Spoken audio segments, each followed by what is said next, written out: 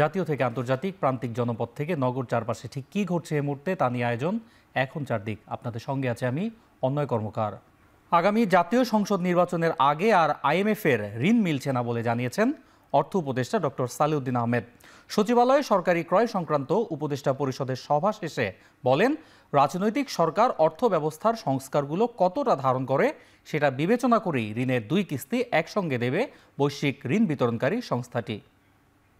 অন্তর্বর্তী সরকারের আগে আমরা যেটা করব, আমরা যতটুকু কাজ করেছি সেটাকে কনসলিডেট করব, সেটাকে সংস্কার করে শেষ করে ফেলবো সেটা তো না। সংস্কার তো শেষ করা যাবে, সংস্কার তো একটা কন্টিনিউয়াস। তাই আমরা এটাকে একটা ভালো করে প্যাকেজিং যেটা বলে আর কি, প্যাকেজিং করে আমরা দেব আগামী সরকারের কাছে, যেসব মেজর সরকার। কারণ ওরা বলছে তোমরা তো করে যাচ্ছ যে জিনিসগুলো, আমরা একটু দেখতে হবে একটা রাজনৈতিক সরকার এসে কতটুকু এটা ধারণ করে। ওটা তো একটা ইম্পর্টেন্ট জিনিস, যে ওরা ধারণ করার পর আমরা ফেব্রুয়ারির দিকে ইলেকশনের সাথে সাথে ওরা আবার রিভিউ আসবে, তারপর ওরা ডিসাইড করবে 2টা কিস্তি একবারে দিয়ে দেবে।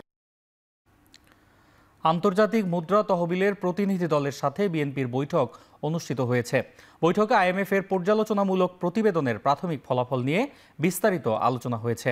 রোববার গুলশান চেয়ারপারসন কার্যালয়ে বৈঠকে মূল্য সংযোজন কর হ্রাস, ব্যাংকিং খাতে সংস্কার ও সামাজিক খাতে ব্যয় বৃদ্ধি নিয়ে আলোচনা হয়।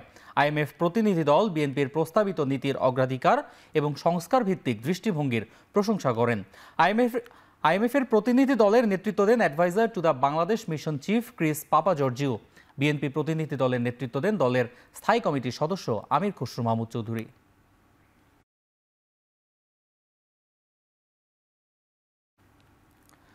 আগামী 4 থেকে 5 দিনের মধ্যে পেঁয়াজের মূল্য সহনীয় পর্যায়ে না এলে আমদানির অনুমোদন দেওয়া হবে বলে জানিয়েছেন বাণিজ্য উপদেষ্টা শেখ বশিরউদ্দিন।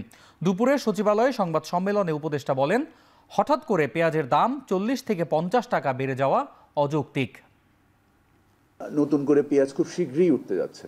সো সামগ্রিকভাবে এটুকু বলতে পারি আমরা যে আমাদের পেঁয়াজের বর্তমান যে মূল্য, আমরা এটাকে দৃষ্টি রাখছি। আমাদের কাছে 2800 আইপির আবেদন আছে। আমরা এই 2800 আইপির যদি 10%ও ছেড়ে দিই, বাজার স্বাভাবিকভাবে ধস নামবে। আমরা ধস নামতে চাই না, আমরা চাই যে একটা স্বাভাবিক মূল্য পরিস্থিতি বিরাজ করুক, যার ফলে আমরা আমাদের নিজস্ব কৃষি সম্ভাবনাকে কাজে লাগাই, আমাদের কৃষকদের জন্য ক্ষতিগ্রস্ত না হন, অ্যাট দ্য সেম টাইম ভোক্তারা ক্ষতিগ্রস্ত না হন। আগামী হয়তোবা 4-5 দিন দেখব। 4-5 দিনের মধ্যে যদি আমরা এই সপ্তাহটার মধ্যে যদি দেখি যে বাজারের মূল্যর যথেষ্ট উন্নতি না ঘটে এবং ফলন বাম্পার হয়েছে, এবং সম্ভবত 2 থেকে 3 সপ্তাহের মধ্যে নতুন পেঁয়াজ, মুড়িকাটা পেঁয়াজ বাজারে আসবে। ভারতীয় পেঁয়াজ আমদানি হতে পারে এমন খবরে খাতুনগঞ্জে কমেছে পেঁয়াজের দাম। একদিনের ব্যবধানে কেজি প্রতি পেঁয়াজের দাম কমেছে 5 থেকে 10 টাকা পর্যন্ত। গতকালও যে পেঁয়াজ বিক্রি হয়েছে 105 থেকে 110 টাকায়, আজ তা বিক্রি হচ্ছে 95 টাকায়। ব্যবসায়ীরা বলছেন, 2-1 দিনের মধ্যে ভারতীয় পেঁয়াজ বাজারে আসতে পারে এমন গুঞ্জন চলছে। ফলে খুচরা বিক্রেতারা পেঁয়াজ না কিনেই ফেরত যাচ্ছেন দাম কমার আশায়। একই সঙ্গে আড়তদাররাও দাম কমিয়ে দিয়েছেন। তবে ভারতীয় পেঁয়াজ না ঢুকলে বাজার আরও চড়া হতে পারে বলে শঙ্কা পাইকারদের।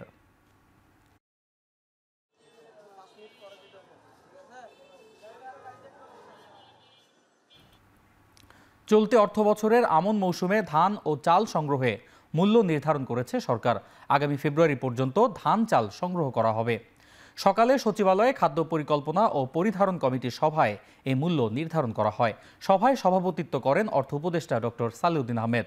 সভা শেষে সাংবাদিকদের সঙ্গে আলাপে তিনি বলেন, আমন মৌসুমে 50,000 টন ধান, 6 লাখ টন সেদ্ধ চাল ও 50,000 টন আতপ চাল সংগ্রহ করবে সরকার। এই ধান চাল সংগ্রহ কার্যক্রম শুরু হবে আগামী 20 নভেম্বর। এবার 34 টাকা কেজি দরে ধান, 50 টাকা কেজি দরে সেদ্ধ চাল আর 49 টাকা কেজি দরে আতপ চাল সংগ্রহ করা হবে বলেও জানান অর্থ উপদেষ্টা। ধান অনেক সময় আমরা কৃষক কিনি, কারণ যদি কৃষকের না কিনি, চাতালের লোকজনরা অ্যাডভান্টেজ পায়। তার হয় কি, তখন ওই ধানটা যদি ওরা বিক্রি করতে না পারে, তখন একেবারে কম দামে নিয়ে যায়, কারণ ধান অনেক সময় কৃষক রাখতে পারে না। এটা একটা রেশনাল আর কি। আমরা সার্বিকভাবে আমরা মনে করি যে খাদ্য পরিস্থিতিটা মোটামুটি সন্তোষজনক। আমরা যাওয়ার আগে একটা মোটামুটি একটা ভালো পরিস্থিতি আমরা হয়তো আগামীতে যে সরকার তারা ইনহেরিট করবে। দেশে যত সংকট তার সবই তৈরি করা, সবই নাটক। মানুষ এত কিছু বোঝে না, তারা ভোট দিয়ে শান্তি চায়। ঠাকুরগাঁওয়ে 3 দিনের সাংগঠনিক কার্যক্রমের প্রথম দিনে সদর উপজেলার জগন্নাথপুরে এসব কথা বলেন বিএনপি মহাসচিব মির্জা ফখরুল ইসলাম আলমগীর। আরও বলেন, বিএনপি সবসময় কথায় ও কাজে মিল রেখে চলার নীতিতে বিশ্বাস করে। হাসিনা পালিয়ে গিয়ে অসহায় অবস্থায় রেখে গেছে তার কর্মী সমর্থকদের। বিএনপি সেই রাজনীতি করে না বলেও মন্তব্য করেন তিনি। ক্ষমতায় গেলে ধান চাল সহ নিত্যপণ্যে কৃষকরা যেন ন্যায্য দাম পায়, বিএনপি সেই অঙ্গীকার বাস্তবায়ন করবে। দেয়া হবে ফ্যামিলি কার্ডও। এ সময় জনগণকে ধানের শীষে ভোট দিয়ে দেশের মানুষের সেবা করার সুযোগ দেওয়ার আহ্বান জানান বিএনপি মহাসচিব। এই সাংগঠনিক সফরে বিভিন্ন ইউনিয়নের নেতাকর্মীদের সঙ্গে মতবিনিময় করবেন মির্জা ফখরুল ইসলাম আলমগীর।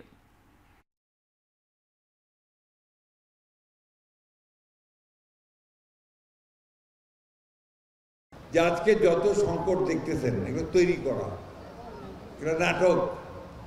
মূল ঘটনা হচ্ছে দেখলেন এই সমস্ত মানুষ, এরা অত কিছু বোঝে না, ওরা শুধু ভোটটা দিতে চায়। আমার ভোট আমি দেব, যাকে খুশি তাকে দেব, তাই না? শহীদ প্রেসিডেন্ট জিয়াউর রহমানের দল বিএনপি, বেগম খালেদা জিয়ার দল বিএনপি। আমরা কথায় বিশ্বাস করি, কাজে বিশ্বাস করি, আমরা কোনো মুনাফিকিতে বিশ্বাস করি না। আমরা যদি বিএনপি সরকারে আসি, কৃষক যেন তার যে ধান বলেন, আলু বলেন, যেটাই উৎপাদন করবে তার জন্য যেন সে ন্যায্য দাম পায়, সেই ব্যবস্থাটা আমরা করতে চাই। রাস্তায় নেমে চাপ সৃষ্টি করে কিংবা নিজস্ব ভাবনা অন্যের ওপর চাপিয়ে দিয়ে ঐকমত্য হবে না বলে মন্তব্য করেছেন বিএনপির স্থায়ী কমিটির সদস্য আমির খসরু মাহমুদ চৌধুরী। দুপুরে ডিআরইউতে বইয়ের প্রকাশনা অনুষ্ঠানে এই কথা বলেন তিনি। দায়িত্ব পেলে দ্রুত জনগণের প্রত্যাশা পূরণে বিএনপি প্রস্তুতি নিচ্ছে জানিয়ে আমির খসরু বলেন, নির্বাচনের জন্য থমকে আছে অর্থনৈতিক সামাজিক নানা কর্মকাণ্ড। এই সংবিধানে গণভোটের কোনো প্রভিশন নাই, কোনো অপশন নেই। সুতরাং আমাকে সংবিধান মানতে হবে। হ্যাঁ, শুধু তাই নয়, গণভোট সবসময় হয় যেটা আপনি জনগণের মতামত দিয়ে সংসদে পাশ করবেন, অথবা সংসদে কিছু পাশ করবেন, জনগণের মতামত নেন নাই, ওটা পাশ করার পরে আপনি গণভোটে যেতে পারবেন। আগামী নির্বাচনের আগে যতটুকু ঐক্যমতে আমরা পৌঁছেছি তার বাইরে যাওয়ার কোনো সুযোগ নেই। কেউ যদি আপনার তাদের নিজস্ব ভাবনা চিন্তা অন্যদের উপর চাপিয়ে দিতে চায়, এটা ঐক্যমত হতে পারে না। মানুষ এখন নির্বাচনের মাধ্যমে মুক্তি চায়। আপনি দেশের মানুষ সবগুলো তাদের সিদ্ধান্ত স্থগিত। কেন স্থগিত হলে? আমরা নির্বাচনের পরে হবে, সেটা বিনিয়োগ হোক, ব্যবসা বাণিজ্য হোক, মানুষের পারিবারিক সিদ্ধান্ত পর্যন্ত আমি জানি ভাই নির্বাচনটা হয়ে যাক, তারপর আমরা এগুলো করব। কুমিল্লার লাকসামে লিফলেট বিতরণ নিয়ে বিএনপির 2 গ্রুপের সংঘর্ষে আহত হয়েছেন অন্তত 15 জন। দুপুরে উপজেলার কান্দিরপাড় ইউনিয়নের ছনগাঁও এলাকায় এ ঘটনা ঘটে। স্থানীয়রা জানান, কুমিল্লা 9 আসনের সাবেক এমপি আনোয়ারুল আজিমের কন্যা সামিরা আজিম দোলা পূর্ব ঘোষিত কর্মসূচি অনুযায়ী ওই এলাকায় গণসংযোগে যান। এ সময় একই আসনে বিএনপির মনোনীত প্রার্থী আবুল কালামের সমর্থকরা দেশীয় অস্ত্রশস্ত্র নিয়ে তাদের উপর হামলা চালায়। এ সময় 2 গ্রুপের মধ্যে ধাওয়া পাল্টা ধাওয়া ও সংঘর্ষের ঘটনা ঘটে। এতে সামিরা আজিম দোলা, বিএনপি নেতা আব্দুর রহমান বাদল সহ অন্তত 15 জন আহত হন। লাকসাম উপজেলা স্বাস্থ্য কমপ্লেক্সে চিকিৎসা নেন আহতরা। খবর পেয়ে পুলিশ ঘটনাস্থলে পৌঁছে পরিস্থিতি নিয়ন্ত্রণে আনে।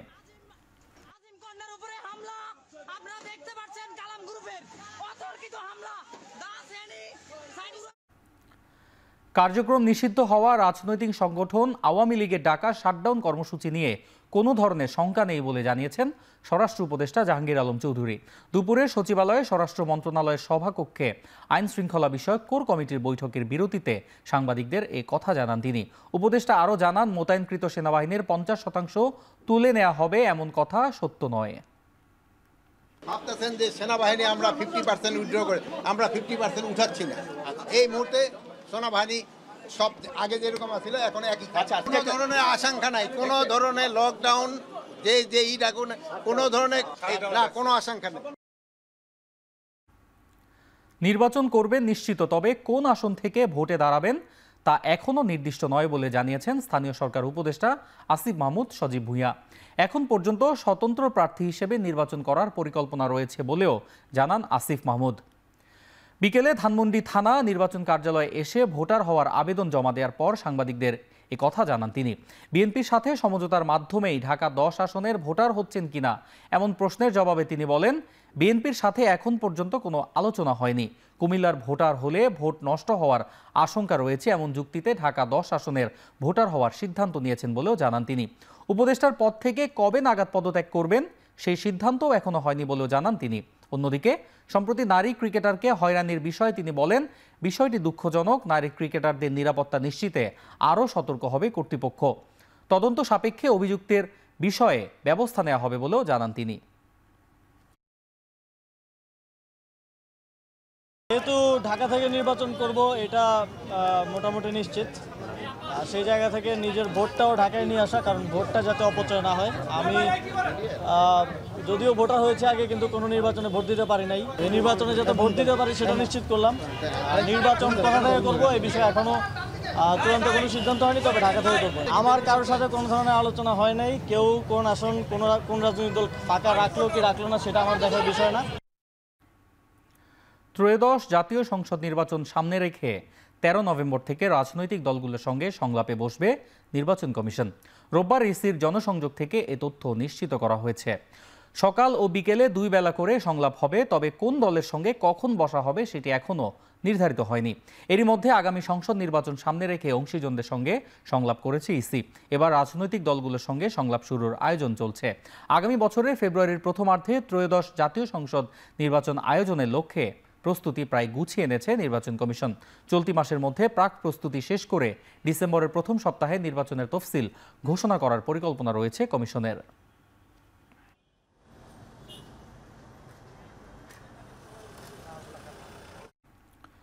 প্রবাসী ভোটারদের জন্য পোস্টাল ভোট বিডি অ্যাপটি 16 তারিখের পরিবর্তে 18 নভেম্বর চালু করার সিদ্ধান্ত নেওয়া হয়েছে বলে জানিয়েছেন নির্বাচন কমিশন সচিব আক্তার আহমেদ। একই দিনে চূড়ান্ত ভোটার তালিকাও ঘোষণা করা হবে বলেও জানান তিনি। বিকেলে নির্বাচন কমিশনে সাংবাদিকদের সাথে আলাপকালে তিনি একথা জানান। দলের নিবন্ধনের দাবিতে অনশন চালিয়ে যাওয়া আমজনতার দলের সদস্য সচিব তারেক রহমান প্রসঙ্গে ইসি সচিব দলটিকে আবারও কমিশনে আপিল করার পরামর্শ দেন। অধিকাংশ দেশেই আর কি সাপ্তাহিক ছুটি, কিন্তু আমাদের এখানে তো আমরা কাজ করি, তো সেটা বিবেচনা করে দেখা গেল যে এটা আমাদের 18 তারিখ করলে জিনিসটা ভালো হয়। আর এর সাথে আরো একটা জিনিস আছে যে 18 তারিখ আমরা আমাদের চূড়ান্ত ভোটার তালিকা প্রকাশ করব।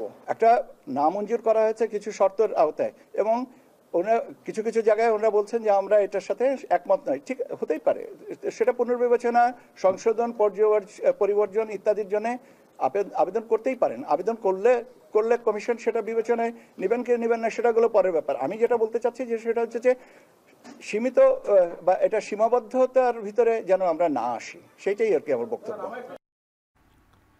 ফেব্রুয়ারির প্রথমার্ধেই জাতীয় নির্বাচন আয়োজনে সরকার বদ্ধপরিকর বলে জানিয়েছেন আইন উপদেষ্টা ডক্টর আসিফ নজরুল। সকালে রাজশাহীতে চিফ জুডিশিয়াল ম্যাজিস্ট্রেট আদালত ভবনের লিগ্যাল এইড অফিসে বিচারকদের সাথে মতবিনিময় শেষে সাংবাদিকদের প্রশ্নের জবাবে একথা বলেন তিনি। এ সময় নির্বাচন বিলম্বিত করার কোনো ইস্যু নেই বলেও মনে করেন তিনি। জাতীয় সংসদ নির্বাচন উৎসব মুখর করতে যা করা প্রয়োজন তাই করা হবে। আইন উপদেষ্টা আরও বলেন, বিভিন্ন কথা বলে রাজনৈতিক দলগুলো একে অপরে এবং উপদেষ্টাদের ওপর চাপ সৃষ্টি করছে। তাদের কথায় কিছুটা সত্যতাও যদি থাকে তাহলে জনমনে নির্বাচন নিয়ে শঙ্কা তৈরি হবে বলে মন্তব্য করেন আইন উপদেষ্টা। আমাদের এখানে 16-17 বছর যাওয়া ইলেকশন হয় না, তো মানুষের ইলেকশনের অভ্যাসটাই বোধহয় চলে গেছে। তো আমি নিজে বিশ্বাস করি যে আমাদের অনেক মানুষ আছে যাদের 32, 33, 34 বছর হয়ে গেছে, জীবন একবার ভোট দেওয়ার সুযোগ পায় নাই। দৃঢ় কণ্ঠে বলতে চাই, আমরা সরকারের পক্ষ থেকে ফেব্রুয়ারির প্রথমার্ধে জাতীয় সংসদ নির্বাচন আয়োজন করার ব্যাপারে বদ্ধপরিকর। এটার সাথে সম্পর্কিত বা এটাকে বিলম্বিত করার কোনো ইস্যু আছে বলে আমরা মনে করি না। আমরা বিশ্বাস করি অবশ্যই ফেব্রুয়ারির প্রথমার্ধে জাতীয় সংসদ নির্বাচন অনুষ্ঠিত হবে, এবং এটার কোনো দ্বিতীয় চিন্তা বা না হলে কি হবে এই ধরনের কোনো চিন্তা আমরা মাথায় রাখছি না। 3 দফা দাবি আদায় ও শাহবাগে পুলিশি হামলার প্রতিবাদে দ্বিতীয় দিনের মতো অবস্থান কর্মসূচি পালন করছেন প্রাথমিক বিদ্যালয়ের শিক্ষকরা। সকাল থেকে শুরু হওয়া কর্মবিরতির পাশাপাশি কেন্দ্রীয় শহীদ মিনারে অবস্থান কর্মসূচি চলছে তাদের। ফলে প্রায় ৬৫,০০০ বেশি বিদ্যালয়ে কোটি শিক্ষার্থীর পাঠদান কার্যক্রম বন্ধ হয়ে গেছে। দাবি আদায় ও বিচার না হওয়া পর্যন্ত লাগাতার অবস্থান কর্মসূচি পালনের ঘোষণাও দিয়েছেন তারা। এর আগে শনিবার বিকেলে শাহবাগে আন্দোলনরত প্রাথমিক শিক্ষকদের কলম বিরতি কর্মসূচিতে পুলিশ সাউন্ড গ্রেনেড, টিয়ারশেল ও রাবার বুলেট নিক্ষেপ করে। এর পরপরই পূর্ণ দিবস কর্মবিরতির ঘোষণা আসে। একই সঙ্গে শহীদ মিনারে অবস্থান কর্মসূচির মাধ্যমে জোরালো আন্দোলনের হুঁশিয়ারি দেন তারা।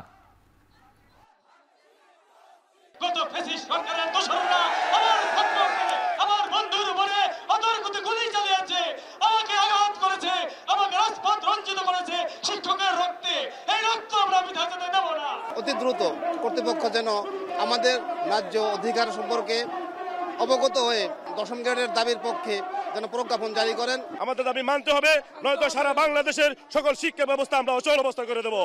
আমার একটি ভাই বোনকে যদি আর রক্তচক্ষু দেখানো হয়, আমরা সকল দাবি থেকে বের হয়ে আপনার পদত্যাগের জন্য আজকে থেকেই আমরা আলটিমেটাম ঘোষণা করলাম।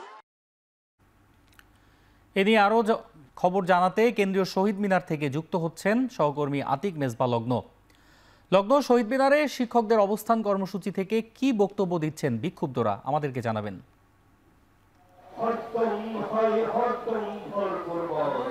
রীতিমত যে চুপ থাকা কর্মসূচি সেটি কিন্তু কিছুক্ষণ আগেই পালিত হয়েছে। বিকেল 4:15 দিকে শিক্ষকরা মুখে কালো কাপড় বেঁধে চুপ ছিল, অর্থাৎ একটা প্রতীকী প্রতিবাদ আমরা দেখেছি।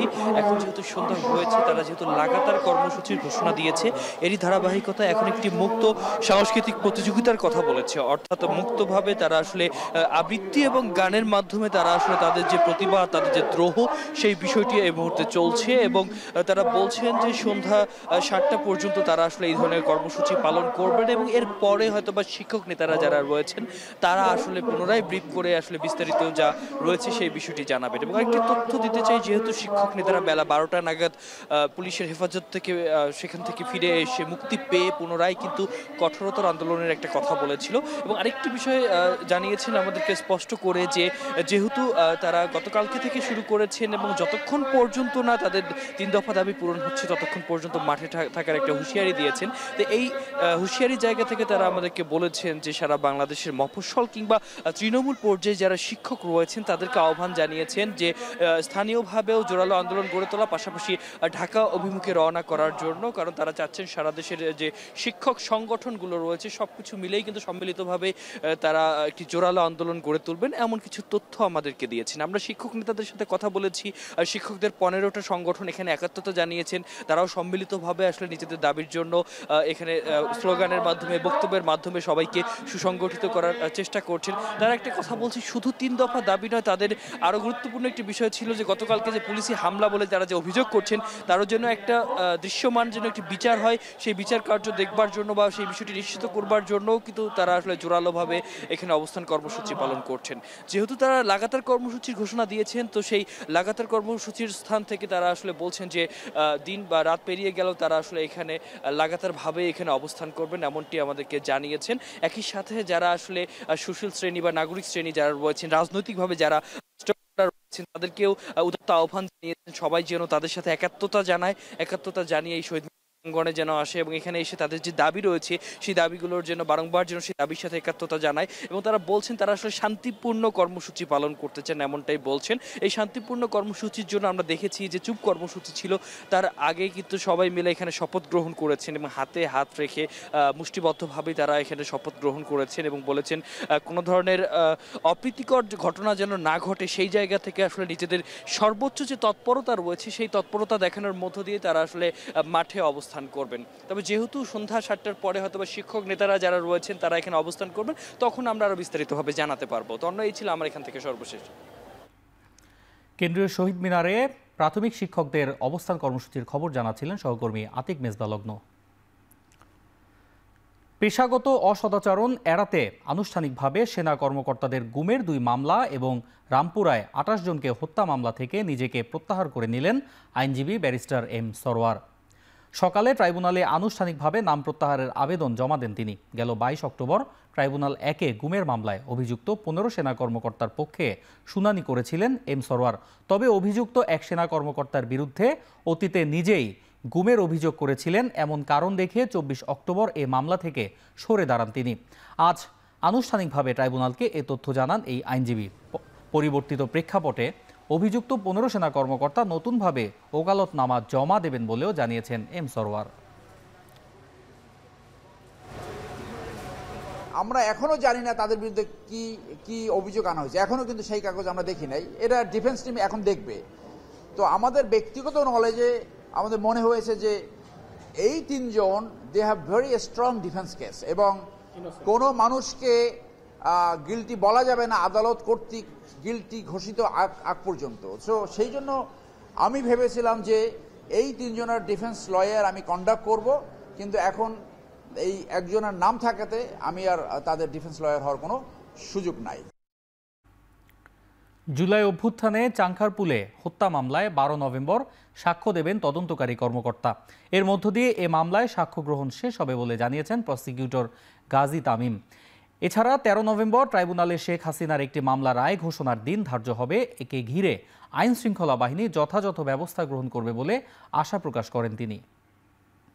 চাংখারপুলে সংগঠিত মানবতাবিরোধী অপরাধের মামলার 3 জন সাক্ষীর জবানবন্দি এবং জেরা শেষ হয়েছে, এবং এ মাসের 12 তারিখে পরবর্তী সাক্ষী উপস্থাপনের জন্য দিন নির্ধারণ হয়েছে।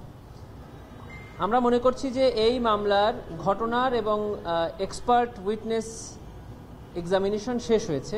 আমরা আশা করছি যে 12 তারিখে আমরা তদন্তকারী কর্মকর্তাকে সাক্ষী হিসাবে উপস্থাপনের মাধ্যমে এই মামলার সাক্ষ্য গ্রহণ সমাপ্ত করতে পারব।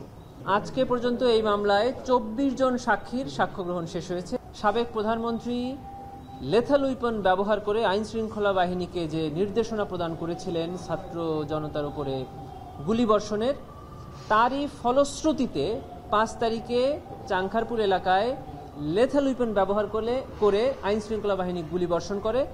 রাজনৈতিক দলগুলো তারা রাজনৈতিক কর্মসূচি গ্রহণ করবেন, রাষ্ট্রের বা সরকারের আইন শৃঙ্খলা বাহিনী সেটার জন্য যথাযথ ব্যবস্থা গ্রহণ করবেন। প্রসিকিউশনের সাথে এই রাজনৈতিক কর্মসূচি বা আইন শৃঙ্খলা নিয়ন্ত্রণের কোনো সম্পর্ক নাই। ঢাকা ও আইডিয়াল কলেজের শিক্ষার্থীদের মধ্যে দীর্ঘদিনের সংঘর্ষ এড়াতে শান্তি চুক্তি করেছে 2 কলেজের শিক্ষার্থীরা। চুক্তিটি মৌখিক হলেও ভবিষ্যতে আর সংঘর্ষে না জড়ানোর প্রতিশ্রুতি দিয়েছেন তারা। রোববার বেলা 12টায় 2 কলেজের শিক্ষার্থীদের উপস্থিতিতে ঢাকা কলেজ অডিটোরিয়ামে শান্তি চুক্তি স্বাক্ষরিত হয়। এর আগে 2 কলেজের শিক্ষার্থীরা একে অপরকে ফুল ও মিষ্টি দিয়ে শুভেচ্ছা বিনিময় করেন। এ সময় নিউমার্কেট থানার এমন উদ্যোগকে সাধুবাদ জানায় শিক্ষার্থী সহ কলেজ কর্তৃপক্ষ। এরই মধ্যে 2 কলেজের শিক্ষার্থীদের হিংসা, ক্ষোভ ও বিবাদের অবসান ঘটেছে বলেও জানান তারা। তবে আমন্ত্রণ জানানো হলেও শান্তি চুক্তি স্বাক্ষর অনুষ্ঠানে সাড়া দেয়নি সিটি কলেজ কর্তৃপক্ষ।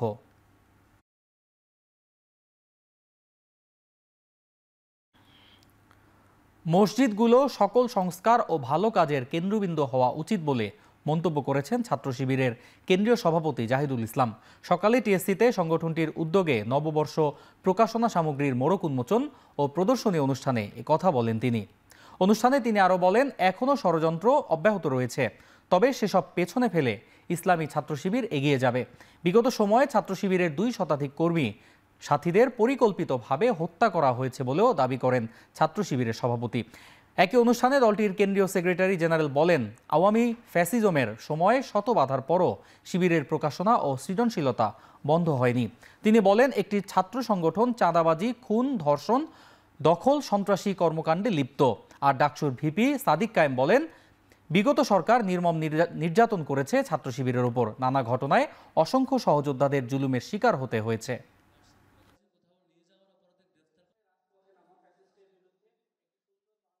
আজকে ফেসিবাদ দিল্লিতে পালাইছে, কিন্তু ইসলামী ছাত্র শিবির এদেশের মুক্তিকামী ছাত্র জনতাকে সাথে নিয়ে সারা দেশের সকল মানুষের আশা ভরসার প্রতীকে পরিণত হয়েছে, এবং ইনশাআল্লাহ ইসলামী ছাত্র শিবির এদেশের মানুষের মুক্তির জন্য সারা জীবন কাজ করে যাবে। ছাত্র শিবিরের শহীদ সাব্বির আইয়ুব থেকে শুরু করে এই জুলাই আগস্ট পর্যন্ত 234 জন ভাইকে নির্মমভাবে হত্যা করা হয়েছে।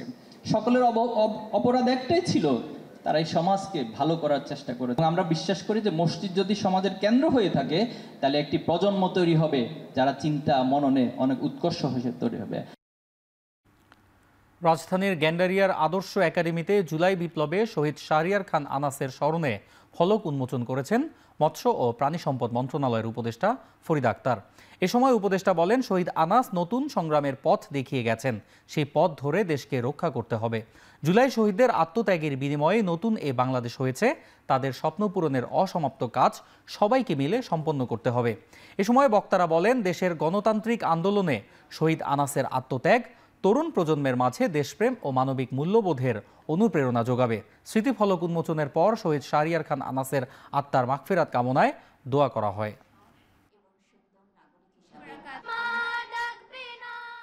আমার মনে হয় যে এই চিঠিটার অক্ষরে অক্ষরে, এখানে কিছু বানান ভুল কি আছে ওটা দেখার দরকার নেই, কিন্তু এটার অক্ষরে অক্ষরে তোমাদের জীবনে মানে কি করতে হয় মানুষকে, যে দেশের একটা অবস্থা দেখলে এটা ভাবলে চলে না যে আমার বয়স কি, আমি এখন ছোট, আমি কি এখন করার মতো বয়স আছে, এটা করবে বড়রা, সেটা কিন্তু আনাস ভাবেনি।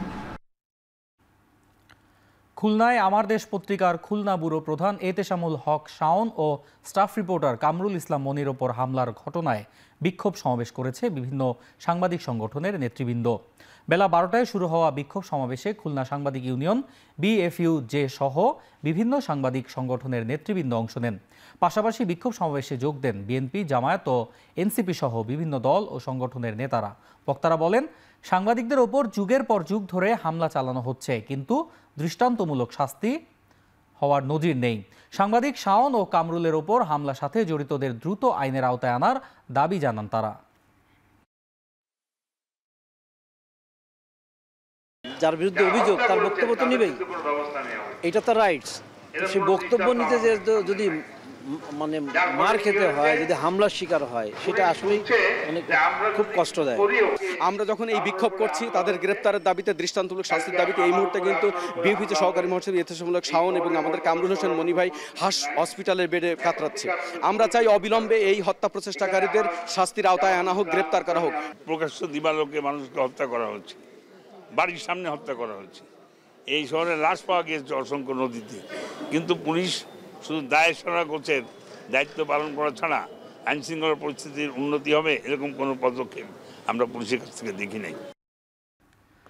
চট্টগ্রাম বন্দরের বর্ধিত নতুন ট্যারিফ 1 মাসের জন্য স্থগিত করেছেন হাইকোর্ট। বন্দরের বর্ধিত ট্যারিফের বিরুদ্ধে বাংলাদেশ মেরিটাইম ল সোসাইটির পক্ষে ক্যাপ্টেন আব্দুল কাদের মহিউদ্দিনের এক আবেদনের পরিপ্রেক্ষিতে আদালত এ আদেশ দেন। আবেদনে বলা হয়, বর্ধিত ট্যারিফ দেশের স্বার্থবিরোধী এবং আইন অনুযায়ী 3 মাস সময় না দিয়ে কার্যকর করা বেআইনি। গত 15 অক্টোবর থেকে চট্টগ্রাম বন্দর কর্তৃপক্ষ 52টি সেবা খাতে গড়ে 41% পর্যন্ত মাসুল বাড়িয়ে আদায় শুরু করে। এর আগে 14 সেপ্টেম্বর বর্ধিত মাসুল সংক্রান্ত প্রজ্ঞাপন জারি করা হলেও ব্যবসায়ীদের তীব্র সমালোচনার মুখে 1 মাসের জন্য তা স্থগিত করা হয়েছিল। মাসুল বৃদ্ধির প্রতিবাদে বন্দর ব্যবহারকারী বিভিন্ন সামাজিক সংগঠন ধর্মঘট, বিক্ষোভ ও সমাবেশ সহ নানা কর্মসূচি পালন করছে। এভাবে মাসুল না বাড়িয়ে সবার সাথে আলোচনা করে যৌক্তিক মাসুল নির্ধারণে প্রধান উপদেষ্টার কাছে স্মারকলিপি দেয় চট্টগ্রাম পোর্ট ইউজার ফোরাম। এই প্রেক্ষাপটে আগামী সোমবার বন্দর ভবনে সব সংগঠনের সঙ্গে বৈঠক করবেন নৌ পরিবহন উপদেষ্টা। টানা দরপতনের বৃত্তে আটকে গেছে ঢাকা স্টক এক্সচেঞ্জ।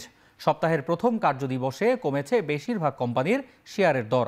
এদিন লেনদেন হয়েছে 402 কোটি 20 লাখ টাকা, যা আগের দিনের চেয়ে প্রায় 17 কোটি 59 লাখ টাকা কম। প্রধান মূল্যসূচক কমে ডিএসইএক্স নেমেছে 68 পয়েন্টে। সপ্তাহের শুরুতে সূচকের পতনের মধ্য দিয়ে শুরু হয় লেনদেন। ডিএসই সরিয়া ভিত্তিক সূচক কমেছে 11 পয়েন্ট। এদিন 34টি কোম্পানির দর বৃদ্ধির বিপরীতে দরপতন হয় 329টি কোম্পানির। অন্যদিকে অপরিবর্তিত ছিল 27টি কোম্পানির শেয়ার দর। সপ্তাহ শুরুতে কমেছে বাজার মূলধনও। রোববার লেনদেন শেষে যার পরিমাণ দাঁড়ায় 6,85,515 কোটি টাকা। গেল সপ্তাহের শেষ কার্যদিবসে বাজার মূলধন ছিল 6,90,915 কোটি টাকা।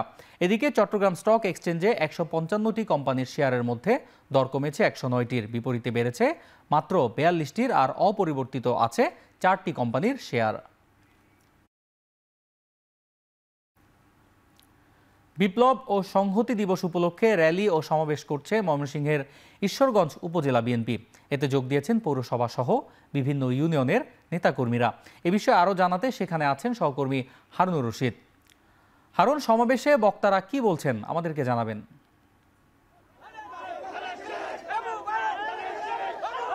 ময়মনসিংহের ঈশ্বরগঞ্জে বিপ্লব সংহতি দিবস উপলক্ষে বিএনপি সমাবেশ করেছে এবং সমাবেশ শেষে এখন কিন্তু যে বর্ণাঢ্য র্যালি, সেই র্যালি বের করেছে। আমরা দেখতে পাচ্ছি যে কিছুক্ষণ আগে ঈশ্বরগঞ্জ সরকারি কলেজ মাঠ থেকে সমাবেশের পর র্যালিটি শুরু হয় এবং এই মুহূর্তে ঈশ্বরগঞ্জের যে প্রধান সড়ক রয়েছে সেই প্রধান সড়ক প্রদক্ষিণ করছে। আমরা রয়েছি মিছিলের সাথে। আমরা দেখতে পাচ্ছি যে এই ময়মনসিংহ ৮ ঈশ্বরগঞ্জ আসনে যিনি বিএনপি থেকে মনোনয়ন পেয়েছেন প্রকৌশলী লুৎফুল্লাহ মাজেদ বাবু, তার নেতৃত্বে কিন্তু এই বিপ্লব সংহতি দিবসের যে র্যালি সেটি শুরু হয়েছে। আমি যদি একটু বলে রাখি, আজকে এই বিপ্লব সংহতি দিবসের যে সমাবেশ অনুষ্ঠিত হয়েছে এটি কিন্তু মূলত নির্বাচনী সমাবেশে পরিণত হয়েছে। আমরা দেখেছি বিভিন্ন ইউনিয়ন থেকে বিএনপি এবং এর অঙ্গ সংগঠনের নেতাকর্মীরা বিশাল বিশাল মিছিল নিয়ে ঈশ্বরগঞ্জ সরকারি কলেজ মাঠে এসে জড়ো হয়েছে এবং বিকেলে এই সভাটি শুরু হয়। ঈশ্বরগঞ্জ বিএনপির এবং এর অঙ্গ সংগঠনের নেতারা এই সমাবেশে বক্তব্য রেখেছেন।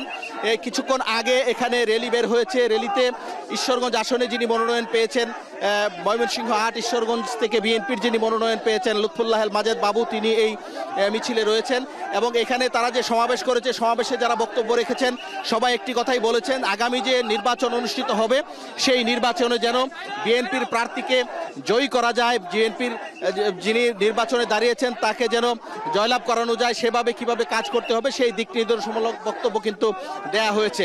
আমি নেতাকর্মীদের সাথে কথা বলেছি, তারাও যেটি বলেছেন যে তারা এখন তাদের যে বিএনপি মনোনীত প্রার্থী তাকে পেয়েছেন এবং তারা আশা করছেন আগামী যে নির্বাচন হবে সবার সম্মিলিত প্রচেষ্টায় তারা কিন্তু বিজয়ী হবেন।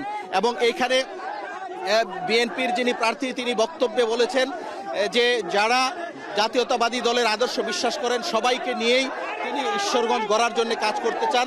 অর্থাৎ এই আসনে বিজয়ী হওয়ার জন্যে তিনি দলের সকল নেতাকর্মীদের সাথে নিয়ে, ঈশ্বরগঞ্জবাসীকে সাথে নিয়ে তিনি আগামী নির্বাচনে জয়লাভ করবেন এটি তিনি আশা করছেন এবং একটি সুন্দর এবং পরিচ্ছন্ন একটি ঈশ্বরগঞ্জ তিনি গড়তে চান, এই প্রতিশ্রুতি এই সমাবেশ থেকে তিনি দিয়েছেন। তো এই ছিল আমার কাছে ময়মনসিংহের ঈশ্বরগঞ্জ থেকে সর্বশেষ। ময়মনসিংহের ঈশ্বরগঞ্জ থেকে যুক্ত ছিলেন সহকর্মী হারুনুর রশিদ। আন্তর্জাতিক, যুক্তরাষ্ট্রে চলমান শাটডাউনে টানা দ্বিতীয় দিনের মতো বিঘ্নিত বিমান পরিষেবা। শনিবার বাতিল হয়েছে প্রায় ১৫০০ ফ্লাইট। এছাড়াও বিলম্বিত ফ্লাইটের সংখ্যা প্রায় ৪০০০। এর জেরে চূড়ান্ত ভোগান্তিতে যাত্রীরা। চলতি সপ্তাহের শুরুতে মার্কিন এভিয়েশন বিভাগ জানায় অচলাবস্থার কারণে ট্রাফিক কন্ট্রোলাররা বিনা বেতনে কাজ করছেন। এমন পরিস্থিতিতে দেশের ব্যস্ততম এয়ারপোর্টের বিমান পরিষেবা ১০ থেকে ৪০% কমানোর সিদ্ধান্ত নিয়েছে সংস্থাটি। ১ অক্টোবর যুক্তরাষ্ট্র শাটডাউন শুরু হয়।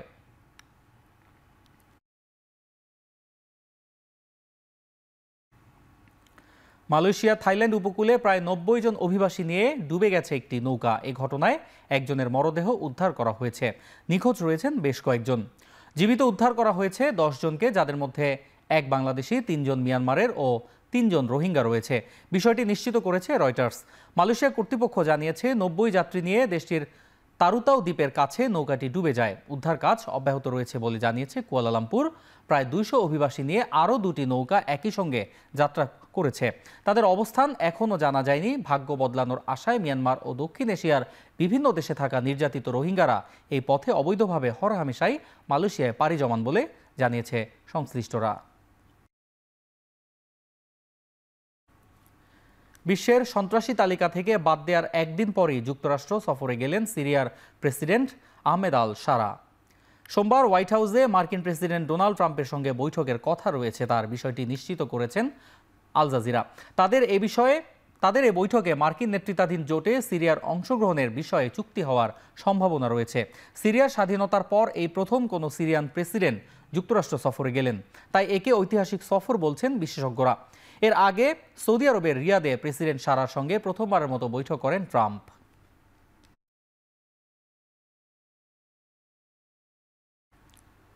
সংসদীয় নির্বাচনের 2 দিন আগে ইরাকে বিশেষ ভোট গ্রহণ অনুষ্ঠিত হচ্ছে আজ। এই নির্বাচনকে প্রধানমন্ত্রী মোহাম্মদ শিয়া আল সুদানি এবং দেশের রাজনৈতিক ব্যবস্থার জন্য খুবই গুরুত্বপূর্ণ পরীক্ষা হিসেবে দেখা হচ্ছে। নিরাপত্তা বাহিনীর সদস্য এবং শরণার্থী শিবিরে থাকা বাস্তুচ্যুত নাগরিকরা বিশেষ এই ভোটে অংশ নিচ্ছেন। সাধারণ ভোট হবে 11 নভেম্বর। সেখানে ইরাকিরা নতুন সংসদ সদস্য নির্বাচনের জন্য ভোট দেবেন। অনেক সাধারণ ভোটারই ইরাকে 20 বছর ধরে চলা গণতান্ত্রিক ব্যবস্থায় হতাশ। তাদের অভিযোগ, এই ব্যবস্থায় দুর্নীতি, বেকারত্ব এবং অপর্যাপ্ত জনসেবা বেড়েছে। বর্তমান প্রধানমন্ত্রী সুদানি 2022 সালে প্রধানমন্ত্রী হন এবং দ্বিতীয় মেয়াদেও নির্বাচন করছেন। তিনি নেতৃত্ব দিচ্ছেন রিকনস্ট্রাকশন অ্যান্ড ডেভেলপমেন্ট কোয়ালিশন নামের একটি জোটের।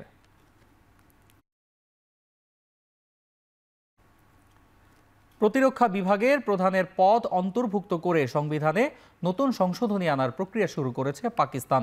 সংশোধন চূড়ান্ত হলে 3 বাহিনীর নেতৃত্ব চলে যাবে প্রতিরক্ষা বিভাগের প্রধানের কাছে। দেশটির বিচার বিভাগ ও সামরিক কাঠামোয় বড় ধরনের পরিবর্তন আনার লক্ষ্যে 27তম সংবিধান সংশোধনী বিল উত্থাপন করেছে সরকার। খসড়ায় সংবিধানের 243 অনুচ্ছেদে সংশোধন আনার প্রস্তাব করা হচ্ছে। প্রস্তাবিত সংশোধনীতে chairman joint chief of staff কমিটির পদ বিলুপ্ত করে আনা হয়েছে নতুন পদ চিফ অফ ডিফেন্স ফোর্সেস। এছাড়াও field marshal, marshal of the air force এবং অ্যাডমিরাল অফ দ্য ফ্লিট এসব সম্মানসূচক উপাধিকে আজীবন মর্যাদা দেওয়ার বিধান রাখা হচ্ছে। আর এই উপাধি বাতিলের ক্ষমতা থাকবে শুধু সংসদের হাতে। খেলার খবর, বিসিবির বয়সভিত্তিক ক্রিকেটের দায়িত্ব পেয়েই পার্বত্য অঞ্চলে ছুটে গিয়েছিলেন বিসিবি পরিচালক আসিফ আকবর। তবে পার্বত্য অঞ্চলের বয়সভিত্তিক ক্রিকেটের বর্তমান কাঠামো নিয়ে হতাশ তিনি। আপাতত 10টি জেলা নিয়ে কাজ শুরু করতে চান তিনি। এদিকে নারী ক্রিকেট সংশ্লিষ্ট ইস্যুতে আসিফের চাওয়া পুরো বিষয়টি যেন কঠোরভাবেই দেখা হয়। যেখানে কাজ করার দরকার তৃণমূলে, সেখানে কোনো কাজই হয়নি। ইনফ্যাক্ট বিসিবির কেউ কখনো ওই এলাকায় যায়নি। তো আমি যাওয়ার পরে দেখলাম যে আমাদের যে এজ গ্রুপের খেলা বা টুর্নামেন্টগুলো হওয়া, সেগুলোর কোনো ম্যানেজমেন্টই নেই। ভালো টার্ফ নেই, ভালো উইকেট নেই, প্র্যাকটিস ফ্যাসিলিটিস নেই, গ্রাউন্ড ফ্যাসিলিটিস নেই, ম্যানেজমেন্ট নেই, টুর্নামেন্ট নেই, কিছুই নেই।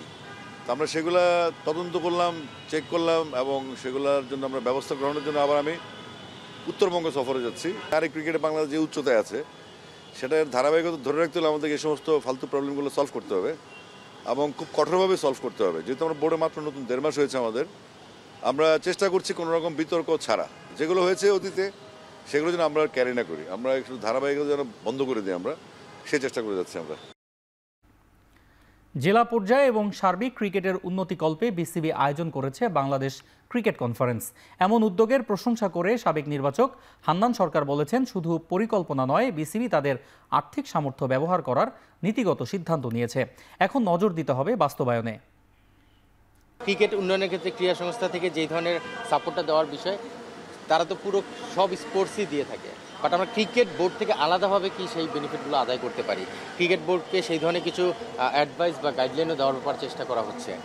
নিশ্চিতভাবে ক্রিকেট বোর্ড এই বিষয়গুলো পজিটিভলি নিচ্ছেন। বাস্তবায়নটা সেভাবে হতে আমরা দেখিনি, অনেক সময় লেগেছে বা আলোচনা পর্যায়ে ছিল, বাট এবার আমরা দেখছি যে এই বিষয়টা আলোচনা পর্যায় থেকে বেরিয়ে কিন্তু আমরা ফিল্ডে চলে এসেছি। আজকের এই কনফারেন্সটা নিশ্চিতভাবে তারই একটা প্রতিফলন এবং এটার পরে হয়তোবা ফিল্ডে এর পরের স্টেজ যেটা এগুলো বাস্তবায়ন, ফিল্ডে কিভাবে আরও কাজ করা যায় সেই জায়গাটা আলোচনা হচ্ছে এবং ডিসকাশন হচ্ছে। এই ছিল এখন চারদিক। এখন টেলিভিশন ওয়েবসাইটে দেখতে ভিজিট করুন www.ekon.tv, ফেসবুকে দেখতে ভিজিট করুন facebook.com/tv.ekon, এছাড়াও ইউটিউবে দেখতে ভিজিট করুন youtube.com/c/ekontv।